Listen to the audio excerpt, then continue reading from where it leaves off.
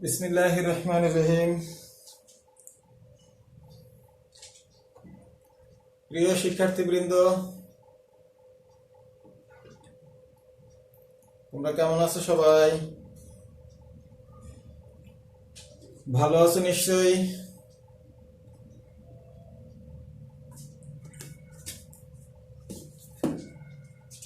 তোমাদেরকে পৌরনীতি ও সুশাসন অনলাইন ক্লাসে স্বাগতম জানাচ্ছি।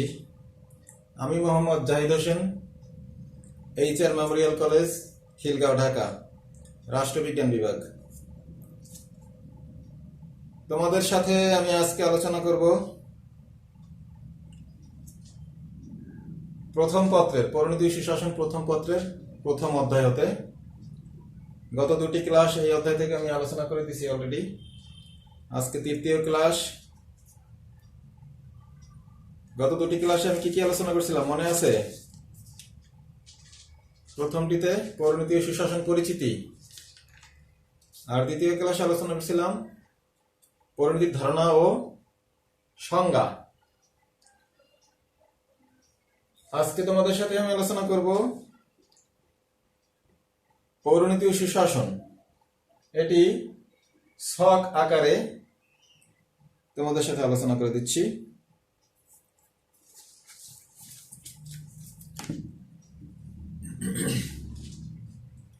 এখানে ছকে কি আছে? পৌরনীতি সুশাসন বিষয়ে আছে নাগরিক, আছে নগর রাষ্ট্র।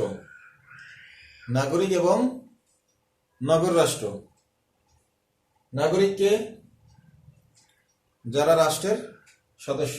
নগর রাষ্ট্র এক ধরনের রাষ্ট্র ব্যবস্থা যা অতীতে প্রাচীনকালে ছিল। গত ক্লাসে আমি যেগুলো আলোচনা করে দিয়েছি। নগর রাষ্ট্রের বিপরীতে এখন আছে রাষ্ট্র, অর্থাৎ আমরা বলি জাতীয় রাষ্ট্র, বৃহৎ রাষ্ট্রসমূহ। তারপরে পরিণতি বিষয়ে আলোচনার বিষয় আছে বিশ্ব মানবতা। না, নাগরিকের যে বিভিন্ন বিষয়গুলো আছে, এটা হচ্ছে রাষ্ট্রীয় বিষয়, এটা হচ্ছে নাগরিকের বিষয়। নাগরিক এবং রাষ্ট্র, নাগরিক এবং নগর রাষ্ট্র বলি, রাষ্ট্র বলি, বিশ্ব মানবতা বলি, একটার সাথে একটা অঙ্গাঙ্গিভাবে জড়িত। অর্থাৎ রাষ্ট্র আছে, রাষ্ট্রে নাগরিক আছে। নগর রাষ্ট্র, নাগরিককে রাষ্ট্রের একটি গুরুত্বপূর্ণ উপাদান, যে চারটি উপাদান তার মধ্যে জনসমষ্টি বা নাগরিক। নাগরিকের যে বিভিন্ন বিষয়গুলো আছে, অধিকার আছে, কর্তব্য আছে, আমি ব্যাখ্যা করে দিচ্ছি। তারপরে আছে নাগরিকের অতীত দিক, নাগরিকের বর্তমান দিক, নাগরিকের ভবিষ্যৎ দিক। তারপরে আছে নাগরিকের স্থানীয় রূপ, নাগরিকের জাতীয় রূপ, নাগরিকের আন্তর্জাতিক রূপ। আমি তোমাদের সাথে গত ক্লাসে পৌরনীতি সম্পর্কে, পৌরনীতি বিষয়ের উপরে অধ্যাপক হোয়াইট এর দুটি সংজ্ঞা আলোচনা করে দিয়েছিলাম। এর মধ্যে প্রথম সংজ্ঞাটির কথা কি ছিল? নাগরিকতার সাথে জড়িত সকল প্রশ্ন সম্পর্কে যে শাস্ত্র আলোচনা করে তাই হচ্ছে পৌরনীতি। তাহলে নাগরিকতার সাথে জড়িত সকল প্রশ্ন, সেই প্রশ্নগুলোই আসে কোন বিষয়কে ঘিরে? নাগরিকের অধিকারকে ঘিরে এবং কর্তব্যকে ঘিরে। অর্থাৎ নাগরিকের দুটি বিষয় খুব পালন করা খুব জরুরি। একটি হচ্ছে অধিকার সম্পর্কে তার জানা, কি কি অধিকার, সেই অধিকারগুলো সচেতন থাকা এবং অধিকারগুলো ভোগ করতে পারা। আর আছে কর্তব্য। অধিকারের সাথে কর্তব্যের সম্পর্ক নিবিড়, বলা হয় মুদ্রার এপিঠ ওপিঠ। অর্থাৎ কর্তব্য পালন করলে একজন নাগরিক তিনি অধিকার ভোগ করবেন, আর অধিকার ভোগ করতে চাইলে তাকে অবশ্যই কতগুলো কর্তব্য পালন করতে হবে। তাহলে অধ্যাপক হোয়াইট প্রথম যে সংজ্ঞাটি বলছেন, নাগরিকতার সাথে জড়িত সকল প্রশ্ন সম্পর্কে যে শাস্ত্র আলোচনা করে, অর্থাৎ নাগরিকের অধিকার এবং কর্তব্যের যে বিভিন্ন দিক আছে, সেই দিকগুলো নিয়ে যখন কোনো প্রশ্ন দেখা দেয়, অর্থাৎ কোনো নাগরিক যখন তার অধিকার থেকে বঞ্চিত হয়, তখন তিনি সেই অধিকার কিভাবে ফেরত পাবেন, তার কতটুকু অধিকার আছে, সেগুলো নিয়েই পরিণতি আলোচনা করে। আবার কর্তব্যেরও অনুরূপ, অর্থাৎ কোন কর্তব্য নাগরিকের অবশ্যই করতে হবে, কর্তব্যগুলো না করলে কোন কোন অধিকারগুলো সে ভোগ করতে পারবে না, এগুলো নিয়ে যখন প্রশ্ন আসে তখন সেগুলো পরিণতি আলোচনার মাধ্যমে, পরিণতি পাঠ করলে আমরা সেগুলো বুঝতে পারবো। তাহলে অধ্যাপক হোয়াইটের সংজ্ঞাটি অত্যন্ত যথার্থ বলে আমরা মনে করতে পারি। তারপরে তার দ্বিতীয় আরেকটি সংজ্ঞা আছে কি নাগরিকতার সাথে, নাগরিকের স্থান, বর্তমান অতীত, নাগরিকের অতীত রূপ, নাগরিকের বর্তমান রূপ, নাগরিকের ভবিষ্যৎ রূপ, রূপ বা দিক।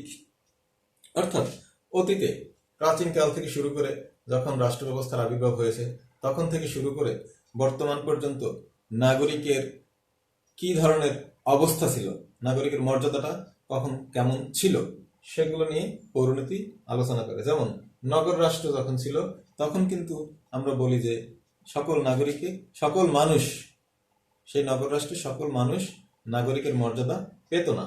কারা পেত? যারা শাসন কার্যে অংশগ্রহণ করত। তাহলে তখন নাগরিকের অবস্থা বা রূপ ছিল একরকম। আর বর্তমান রাষ্ট্র ব্যবস্থায় আমরা কি পাই, কি দেখি, যে রাষ্ট্রের অভ্যন্তরে সকল, অবশ্য নাগরিক হওয়ার রাষ্ট্রভেদে বিভিন্ন ধরনের শর্ত আছে। একটি বয়প্রাপ্ত হতে হবে, একটা বয়স পর্যন্ত দিতে হবে, সুস্থ মস্তিষ্কের অধিকারী হতে হবে, বিভিন্ন আছে। তো তখন এখন যে কোনো ভেদে সকল মানুষকে নাগরিকের মর্যাদা দেওয়া হয়ে থাকে। সে শহরে বসবাস করুক, সে গ্রামে বসবাস করুক, যেখানে বসবাস করুক, যে অবস্থারই হোক, ধর্ম, বর্ণ, গোত্র, শিক্ষা, ধন, সম্পদ ইত্যাদি সকল কিছু ভেদে এখন কিন্তু সকল মানুষকে নাগরিকের মর্যাদা দেওয়া হয়ে থাকে। তারপর নাগরিকের বর্তমান দিক, এগুলো এখন পৃথিবীতে যত রাষ্ট্র আছে, স্বাধীন রাষ্ট্র, সকল রাষ্ট্রই নাগরিকের যে অধিকার, আমরা অনেক সময় বলি বা বিভিন্ন দার্শনিকরাও বলে থাকেন যে একটি রাষ্ট্রের রূপ আমরা বুঝতে পারি ওই রাষ্ট্রে নাগরিকরা তাদের অধিকারের কতটুকু ভোগ করতে পারে বা অধিকারের মাত্রা কি, সেই মাত্রা দেখে আমরা সেখানকার শাসন ব্যবস্থা বা রাষ্ট্র ব্যবস্থাকে আমরা বুঝতে পারি। তারপরে আছে নাগরিকের ভবিষ্যৎ দিক, অর্থাৎ নাগরিক অতীতে কি ধরনের সুযোগ সুবিধা পেত বা অধিকার ভোগ করতে পারতো, নাগরিকের মর্যাদা কেমন ছিল, বর্তমানে কেমন আছে, এগুলো পর্যালোচনা করে আমরা ভবিষ্যৎ নাগরিকের দিকেও ইঙ্গিত করতে পারি। তাহলে এগুলো পরিণতিতে আলোচনা করে। তারপরে আর একটা বিষয় আছে নাগরিকের স্থানীয় রূপ। স্থানীয় কি? অর্থাৎ মানুষ, আমরা নাগরিক যারা যেখানে বসবাস করি, যারা যেখানে বসবাস করি সেটা হচ্ছে তার, যেখানে আমরা জন্মগ্রহণ করি, যেখানে আমরা বিচরণ করি প্রতিনিয়ত, যে পরিচয়টা আমাদের প্রথম থেকেই শুরু হয়ে যায়, সেই পরিচয়টি হচ্ছে আমাদের, বা সেই অবস্থা বা সেই রূপটি হচ্ছে আমাদের স্থানীয় রূপ, অর্থাৎ নাগরিকের স্থানীয় রূপ। তাহলে এটি অত্যন্ত গুরুত্বপূর্ণ। স্থানীয় রূপ আমরা যখন আমরা পাই, স্থানীয় পরিচয় যখন আমরা পাই, তারপরেই আমাদের কিন্তু জাতীয় পরিচয় বা জাতীয় রূপ। অর্থাৎ আমরা উদাহরণ দিয়ে বলতে পারি যে তোমরা যখন ভর্তি সংক্রান্ত কোনো বিষয় অথবা কোথাও চাকরির আবেদন অথবা কোথাও কোনো ফর্ম আমরা পূরণ করি, তখন কিন্তু সেখানে থাকে যে তোমার ওই ব্যক্তির স্থানীয় পরিচয়, অর্থাৎ স্থায়ী ঠিকানা, এরকম বলা থাকে। তারপরে থাকে বর্তমান ঠিকানা, তারপরে সে কোন দেশের নাগরিক। যেমন আমরা বাংলাদেশের নাগরিক হিসেবে আমরা ওই ফর্মে পূরণ করে থাকি বাংলাদেশি। আর এর পূর্বে আমরা আমাদের, তোমার, আমার প্রত্যেকের নিজস্ব যে একটা পরিচয় আছে, আমার বাড়ি কোথায়, আমার গ্রাম কোনটা, আমার ইউনিয়ন কোনটা, আমার উপজেলা কোনটা, আমার থানা কোনটা ইত্যাদি ইত্যাদি, জেলা, বিভাগ, এভাবে করে কিন্তু আমাদের স্থানীয় রূপের পরেই আমাদের জাতীয় পরিচয় আমরা পেতে পারি। যেমন জাতীয় পরিচয়ের পত্রের ক্ষেত্রে যখন আমরা জাতীয় পরিচয় পত্র পাই, আমরা যারা 18 বছর বয়সপ্রাপ্ত, তাদের ক্ষেত্রে দেখা যায় যে ওখানে যে যেখানে বসবাস করে সেখানকার স্থানীয় বা স্থানীয় ঠিকানাটা তার দেয়া হয়ে থাকে। তারপরে সে জাতীয় পরিচয়পত্র পেলে আমাদের দেশের মধ্যে অভ্যন্তরে সে বিভিন্ন রকমের সুযোগ সুবিধা সে প্রাপ্ত হয়, বা বিভিন্ন কর্মকাণ্ডের সাথে যুক্ত হতে গেলে কিন্তু আমাদের জাতীয় পরিচয়, যেমন ব্যাংকে অ্যাকাউন্ট খুলতে গেলে আমাদের এখন কিন্তু আমরা মোবাইলের সিম ক্রয় করতে গেলে জাতীয় পরিচয়পত্রের নম্বরটি লাগে। যখন আমরা কোথাও কোনো আবেদন করি, অনলাইনে কোনো কাজ করি, তখনও দেখা যায় আমাদের কিন্তু অনেক সময় জাতীয় পরিচয়পত্রের নম্বরটি দিতে হয়, বা জাতীয় পরিচয়পত্রের এমনকি ফটোকপি দিতে হয়, বা এটা করতে হয়। তারপরে আছে নাগরিকের আন্তর্জাতিক রূপ। আন্তর্জাতিক কি? অর্থাৎ এগুলো কিন্তু স্থান, অর্থাৎ একটি হচ্ছে একেবারেই নাগরিকের নিজস্ব স্থান, তারপরে হচ্ছে নাগরিকের জাতীয় পরিচয়, জাতীয়, তারপরে হচ্ছে আন্তর্জাতিক, অর্থাৎ একজন ব্যক্তি, আমরা যখন বিভিন্ন দেশে, অপরাপর দেশে যাই, তখন সেই ব্যক্তিটি কিন্তু আসলে আন্তর্জাতিক রূপ পরিগ্রহ করে। অর্থাৎ আমাদের দেশে যারা অপরাপর দেশ থেকে বা বিদেশ থেকে আসে, তারা সেই দেশের পরিচয় বহন করে, পাসপোর্ট, ভিসা এগুলো নিয়ে তাদেরকে আমাদের দেশে আসতে হয়। তাহলে সে কিন্তু আন্তর্জাতিক রূপ পরিগ্রহ করছে। আবার আমাদের দেশ থেকে তুমি, আমি, আমরা যখন কোথাও যাব, তখন কিন্তু আমাদের সেই স্থানীয় পরিচয়, স্থানীয় রূপ জাতীয় পরিচয়, জাতীয় প্রুফ, এগুলো নিয়েই আমাদেরকে ওই দেশের ভিসা বা ওই দেশের পাসপোর্ট তো থাকতে হবে, তারপরে ভিসা লাগাতে হবে, সেই দেশে ভ্রমণ করতে যেতে হবে। তাহলে সেটা হচ্ছে কিন্তু একজন নাগরিকের আন্তর্জাতিক রূপও আমরা বলতে পারি। বোঝা গেছে কথা মোটামুটি অল্পের মধ্যে? তাহলে পরিণতি সুশাসন এটা কিন্তু সংক্ষিপ্ত আকারে, সংক্ষিপ্তভাবে আমরা পরিণতি সম্পর্কে বিস্তারিত ধারণা কিছু অংশ কিছুটা আমরা পেতে পারি এখান থেকে। ঠিক আছে, তারপরে আমি আলোচনা করে দেব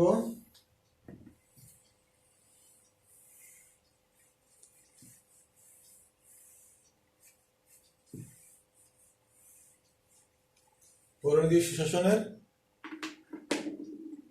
পরিধি ও বিষয়বস্তু। পরিধি ও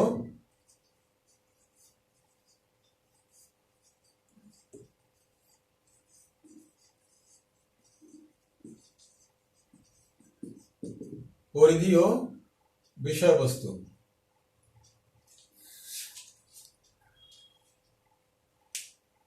পরিধি, পরিণতি ও সুশাসনের পরিধি ও এর পরিধি ও বিষয়বস্তু, অর্থাৎ এই বিষয়টি পরিণতি, এই বিষয়টি পরিণতি সুশাসন, এই বিষয়টি কতদূর আলোচনা করে, কি নিয়ে আলোচনা করে, কি বিষয় নিয়ে আলোচনা করে, কি বা কোন কোন বিষয় নিয়ে এই পরিণতি আলোচনা করে, অর্থাৎ আলোচনার বিষয়বস্তু এবং কত ব্যক্তি নিয়ে এটা আলোচনা করে। তোমরা কি বলতে পারো যতটুকু বুঝলে, যতটুকু আলোচনা হলো তার থেকে, যে আসলে এর পরিধি কতটুকু হতে পারে? অবশ্যই ব্যাপক।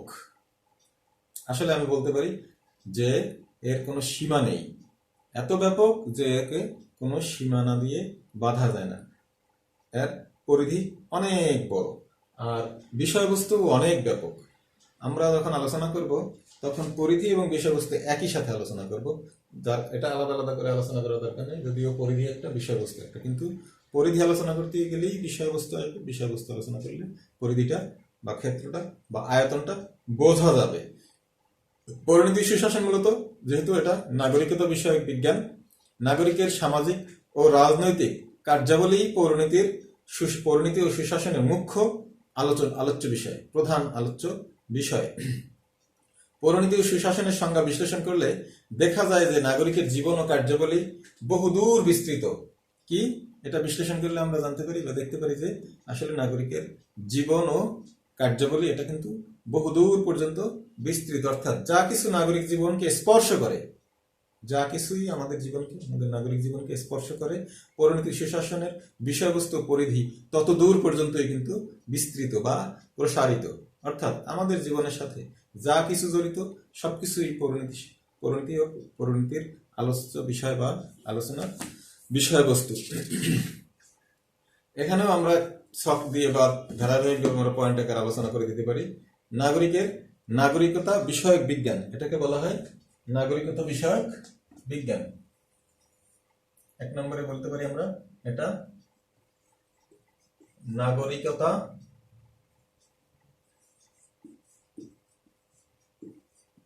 বিষয়ক বিজ্ঞান। এটাকে বলা যায় কি নাগরিকতা বিষয়ক বিজ্ঞান। কিভাবে নাগরিকতা বিষয়ক বিজ্ঞান? নাগরিকের উত্তম এবং পূর্ণাঙ্গ জীবন প্রতিষ্ঠা করার জন্যই রাষ্ট্রের সৃষ্টি বা উদ্ভব হয়েছে। রাষ্ট্র কেন? রাষ্ট্রে আমরা কেন বসবাস করি? অ্যারিস্টটল কেন বলছেন যে মানুষ, গত প্রথম ক্লাসে যেটা আলোচনা করছিলাম, বলছিলাম যে অ্যারিস্টটলের একটি সংজ্ঞা আছে, যে মানুষ সমাজে বসবাস না করে সে হয় দেবতা না হয় পশু, অর্থাৎ সবচেয়ে উন্নত, সবচেয়ে নিকৃষ্ট। অর্থাৎ অবশ্যই আমাদেরকে সমাজে বা রাষ্ট্রে বসবাস করতে হবে। কেন আমরা রাষ্ট্রে বসবাস করি? অর্থাৎ উন্নত জীবনযাত্রার জন্য, সিকিউরিটির জন্য, নিরাপত্তার জন্য, বিভিন্ন অধিকার ভোগ করার জন্য। তাহলে এটা উদ্ভব কেন হয়েছে? মানুষের বা নাগরিকের উন্নত জীবন যাপন বা উন্নত ভাবে বা পূর্ণাঙ্গ বা নিজেকে পূর্ণভাবে বিকশিত করার জন্য। সুনাগরিকের দায়িত্ব, কর্তব্যবোধ, সচেতনতা প্রভৃতি গুণাবলী রাষ্ট্রকে মহীয়ান করে তোলে। অর্থাৎ যে রাষ্ট্রের নাগরিকরা যত উন্নত, যত সচেতন, তত সেই রাষ্ট্রটিও দেখি আমরা উন্নত। তাহলে রাষ্ট্রকে উন্নত উন্নতির শিখরে নিয়ে যায় কখন? যখন সেখানে সচেতন নাগরিক এবং উন্নত নাগরিকের অস্তিত্ব থাকে। নাগরিকের অর্থ ও প্রকৃতি, নাগরিকতা অর্জন ও বিলোপ, নাগরিকতা, নাগরিক অধিকার ও কর্তব্য বোধ প্রবৃত্তির অতীত ও বর্তমান সম্পর্কে পরিণতি আলোচনা করে। এজন্য পরিণতি সুশাসনকে নাগরিকতা বিষয়ক বিজ্ঞান বলা হয়। আমি শখে যেগুলো কথাগুলো বলছিলাম, যেগুলো তোমাদের দেখাইছিলাম, সেগুলোই আসলে এখানে কথা, যে আসলে নাগরিকের যে অধিকার এবং কর্তব্য বোধ এগুলো, এবং নাগরিকের যে বর্তমান অবস্থা, অতীত বর্তমান এবং ভবিষ্যতের অবস্থা, এগুলো পরিণতি আলোচনা করে, বিস্তারিত আলোচনা করে। বিধায় আসলে এই বিষয়টিকে বলা হয় নাগরিকতা বিষয়ক বিজ্ঞান। তাহলে আমরা বলতে পারি পরিণতিকে বলা হয় নাগরিকতা বিষয়ক বিজ্ঞান। মানব সভ্যতার আদি সংগঠন সম্পর্কে আলোচনা করে। 2 নম্বরে আমরা বলতে পারি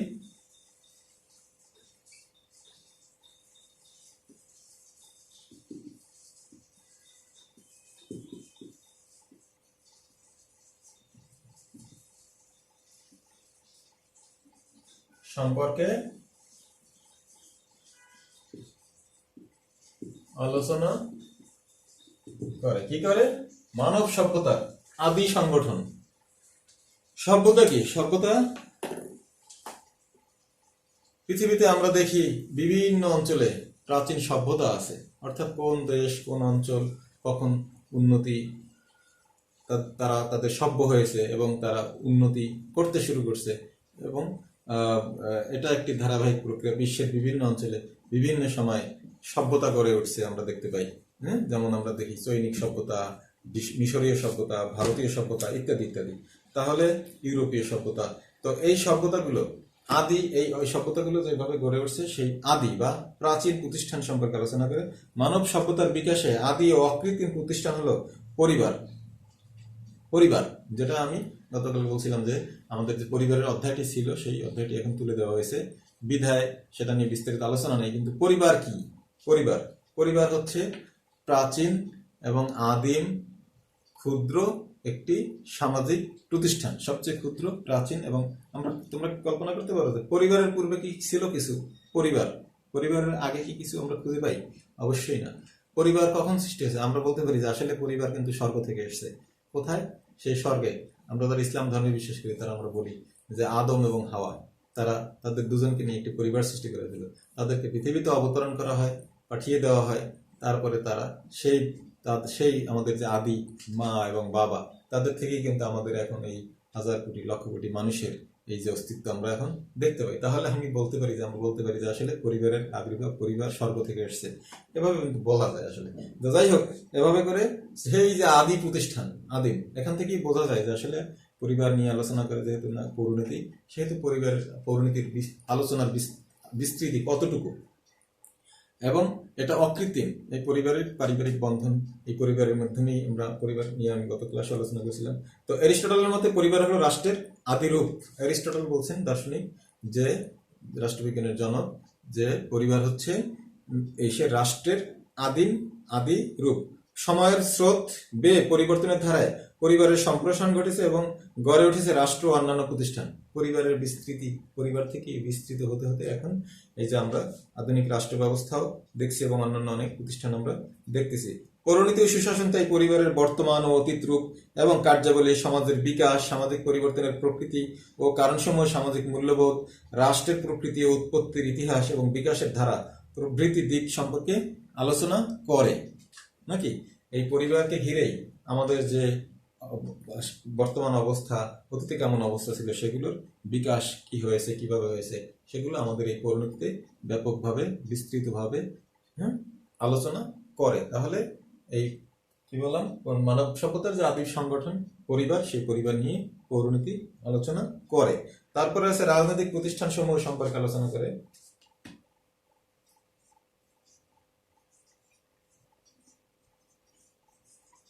রাজনৈতিক প্রতিষ্ঠান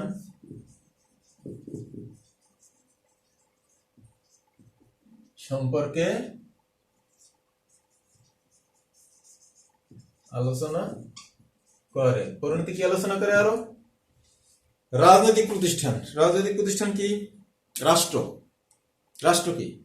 রাজনৈতিক প্রতিষ্ঠান। রাজনৈতিক প্রতিষ্ঠানের ক্ষেত্রে রাষ্ট্র হচ্ছে সর্বোৎকৃষ্ট উদাহরণ বা দৃষ্টান্ত।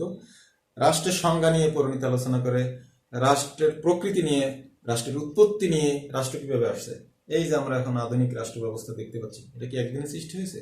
অবশ্যই না, এটা ক্রমবিবর্তনের ফল। এই রাষ্ট্র প্রথম কি অবস্থা ছিল, আমরা প্রকৃতির রাজ্য সম্পর্কে আমাদের ধারণা আছে যে প্রকৃতিতে যখন আমরা বসবাস করতাম, মানুষটা বসবাস করতো, তখন কেমন ছিল রাষ্ট্র ব্যবস্থা, সেখানে কি মানুষ শান্তিতে ছিল কিনা, ভালো ছিল কিনা, সেগুলো নিয়ে রাষ্ট্রবিজ্ঞানীরা গবেষণা করেন। রাষ্ট্রের উপাদান সমূহ, রাষ্ট্রের কি আছে, রাষ্ট্র কিভাবে গঠিত হয়, রাষ্ট্রের উপাদান কয়টা জানো? কয়টি? 4টি। নবম এবং দশম শ্রেণীতে তোমরা অবশ্যই পড়ে আসছো। রাষ্ট্রের উপাদান হচ্ছে 4টি। কি কি?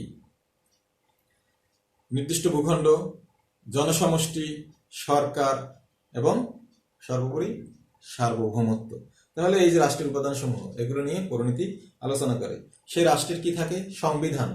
রাষ্ট্রের দর্পণ হচ্ছে সংবিধান। আইন, রাষ্ট্র কিভাবে পরিচালিত হবে সেগুলো যেখানে লিপিবদ্ধ থাকে। সংবিধান কত প্রকার, কি কি, উত্তম সংবিধান কি, এগুলো নিয়ে পরিণতি আলোচনা করে। অর্থাৎ সংবিধানের প্রকৃতি, শ্রেণীভেদ, সরকারের প্রকৃতি। বিভিন্ন রাষ্ট্রে বিভিন্ন ধরনের সরকার ব্যবস্থা আছে। অতীতে বিভিন্ন ধরনের সরকার ব্যবস্থা ছিল, বর্তমানে বিভিন্ন ধরনের সরকার ব্যবস্থা আছে, ভবিষ্যতে কি ধরনের সরকার আসতে পারে, এগুলো নিয়ে পৌরনীতি আলোচনা করে। অর্থাৎ শ্রেণীভেদ। তারপরে সরকারের বিভিন্ন অঙ্গ, সরকার কিভাবে পরিচালিত হয়, কোন কোন প্রতিষ্ঠানের মাধ্যমে সরকার গঠিত হয়। সরকার বলতে আমরা কি বুঝি? সরকারের কয়টি বিভাগ বা অঙ্গ? 3টি। শাসন বিভাগ, বিচার বিভাগ এবং আইন বিভাগ। তাহলে এইগুলো সম্পর্কে আলোচনা করে। প্রতিষ্ঠানের এগুলোর প্রকৃতি সম্পর্কে আলোচনা করে। নির্বাচক মণ্ডলী, এগুলো নিয়ে আলোচনা করে। রাজনৈতিক দল, জনমত প্রভৃতি রাজনৈতিক প্রতিষ্ঠান বা সংগঠন সম্পর্কে পরিণতি ও সুশাসন ব্যাপকভাবে বিস্তৃতভাবে আলোচনা করে।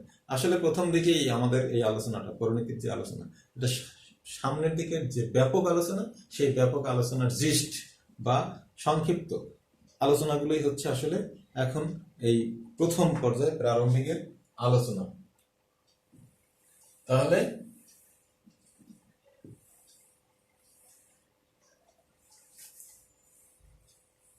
রাজনৈতিক প্রতিষ্ঠান নিয়ে পরিণতি আলোচনা করে। তারপরে আছে রাজনৈতিক তত্ত্ব নিয়ে আলোচনা করে।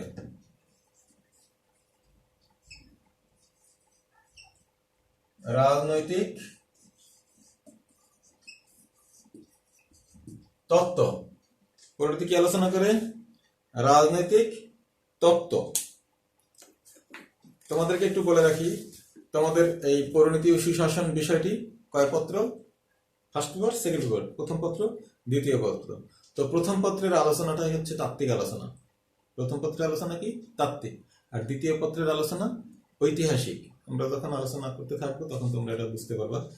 তাত্ত্বিক অর্থাৎ বিশ্লেষণাত্মক, বিশ্লেষণমূলক আলোচনা প্রথম পত্রের আলোচনা। দ্বিতীয় পত্রের আলোচনা ঐতিহাসিক। তো রাজনৈতিক তত্ত্ব নিয়ে পরিণতি আলোচনা করে। পরিণতি বিশেষণ রাজনৈতিক তত্ত্ব নিয়ে আলোচনা করে।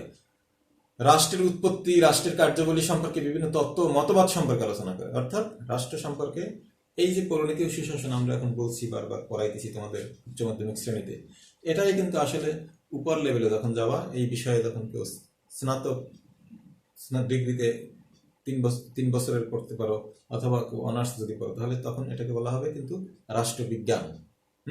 তাহলে সেখানে কিন্তু এই তাত্ত্বিক ব্যাপক আলোচনা আছে। আমাদের এখানেও আছে, অল্প পরিসরে দেখবা যে রাষ্ট্র সম্পর্কে বিভিন্ন তাত্ত্বিক বা তত্ত্ব বা মতবাদ আছে, সেগুলো নিয়ে এখানে আলোচনা হচ্ছে। তারপরে সামাজিক ও রাজনৈতিক বিমূর্ত বিষয় নিয়ে আলোচনা করে। সামাজিক ও রাজনৈতিক বিমূর্ত বিষয় নিয়ে আলোচনা করে।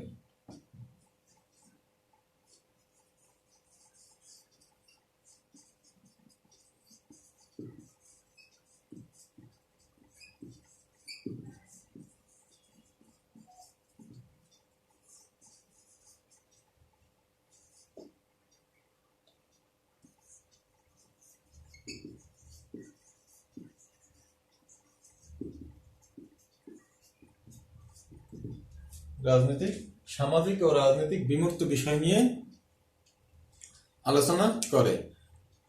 আইনের প্রকৃতি, সংজ্ঞা, উৎস, প্রয়োজনীয়তা। আইন কি? অত্যন্ত জরুরি একটি বিষয় মানব জীবনে, মানুষের জীবনে, রাষ্ট্রীয় জীবনে, সামাজিক জীবনে, নাগরিক জীবনে।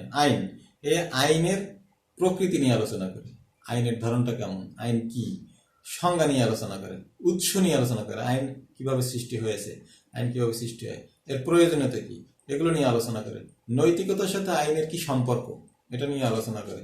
স্বাধীনতার প্রকৃতি ও সংজ্ঞা নিয়ে আলোচনা করে, প্রকারভেদ নিয়ে আলোচনা করে, স্বাধীনতার রক্ষা কবচ নিয়ে আলোচনা করে। এগুলি ব্যাপক আলোচনার বিষয়, এখানে সংক্ষিপ্ত আকারে আমরা বলে দিচ্ছি। তারপরে আইনের সাথে সম্পর্ক নিয়ে আলোচনা করে, সাম্যের প্রকৃতি কি, সাম্য কি, সমতা, এগুলো নিয়ে আলোচনা করে। প্রকারভেদ এবং স্বাধীনতার সাথে সম্পর্ক, প্রকৃতি, বিভিন্ন বিষয় নিয়ে পরিণতি ও সুশাসন আলোচনা করে, অর্থাৎ বিমূর্ত বিষয় নিয়ে আলোচনা করে, পরিণতি ও সুশাসন। নাগরিকতার জাতীয় দিক নিয়ে আলোচনা করে।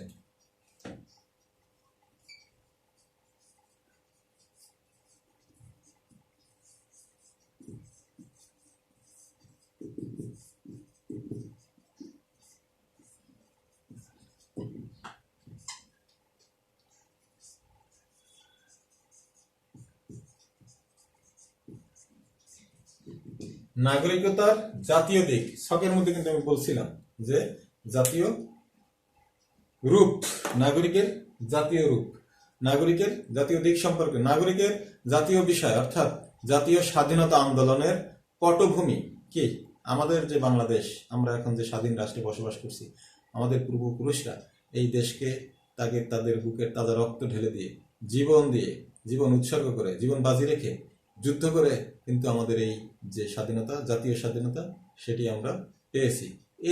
এর পটভূমি কি ছিল, আমরা দ্বিতীয় পত্রের বিষয় নিয়ে আলোচনা করব। বিভিন্ন দেশ স্বাধীনতা লাভ করছে, বিভিন্ন দেশ স্বাধীনতা লাভের জন্য সংগ্রামরত আছে, এগুলো নিয়ে আলোচনা করে। জাতীয় স্বাধীনতা আন্দোলনের ধাপে ধাপে বিভিন্ন নেতার অবদান আমরা দ্বিতীয় পত্রের বিষয় নিয়ে আলোচনা করব।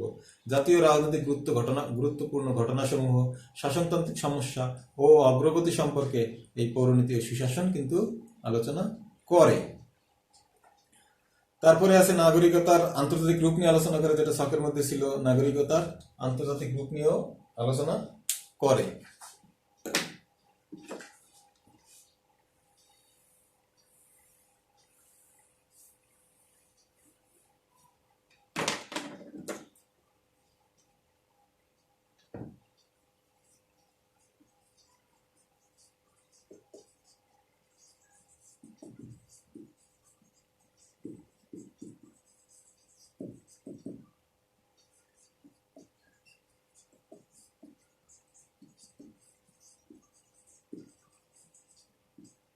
আলোচনা করে আন্তর্জাতিক রূপ, নাগরিকতার কি আন্তর্জাতিক রূপ। নাগরিক জীবন আজ স্থানীয় জাতীয় গণ্ডির সীমানা পেরিয়ে আন্তর্জাতিক রূপ লাভ করেছে। যেটা আছে এর আগের দুটি ধাপ, স্থানীয় রূপ এবং জাতীয় রূপ, এই দুটি পেরিয়ে এখন নাগরিক আন্তর্জাতিক রূপ কিন্তু লাভ করেছে। অর্থনৈতিক, সাংস্কৃতিক ও রাজনৈতিক ক্ষেত্রে সমৃদ্ধি অর্জনের লক্ষ্যে বিশ্বের প্রায় প্রতিটি দেশই বর্তমানে প্রতিবেশী ও দূরের সকল রাষ্ট্রের সাহায্য সহযোগিতা কামনা করে। বিশ্ব শান্তি ও বন্ধুত্বের বন্ধনে সুদৃঢ় করার জন্যই মানুষ আজ গড়ে তুলেছে জাতিসংঘ সহ অন্যান্য বহু আঞ্চলিক ও আন্তর্জাতিক প্রতিষ্ঠান। পৌরনীতি ও সুশাসন তাই জাতিসংঘ সহ অন্যান্য আঞ্চলিক ও আন্তর্জাতিক প্রতিষ্ঠানের উদ্ভব, বিকাশ, উদ্দেশ্য ও কার্যাবলী সম্পর্কে কিন্তু আলোচনা করে। তো যাই হোক, মোটামুটি অনেকটা বোঝা গেল। তো আমি তোমাদের আজকে এই ক্লাসটির আলোচনা এ পর্যন্তই করলাম। নেক্সট ক্লাসে তোমাদের সাথে আবার দেখা হবে। তোমরা আশা করি ভালোভাবে এই অনলাইন ক্লাসগুলো দেখছো এবং এর থেকে বুঝে নেওয়ার চেষ্টা করতেছো। ঠিক আছে, সবাইকে ধন্যবাদ জানিয়ে আজকের মতো শেষ করছি। আল্লাহ হাফেজ।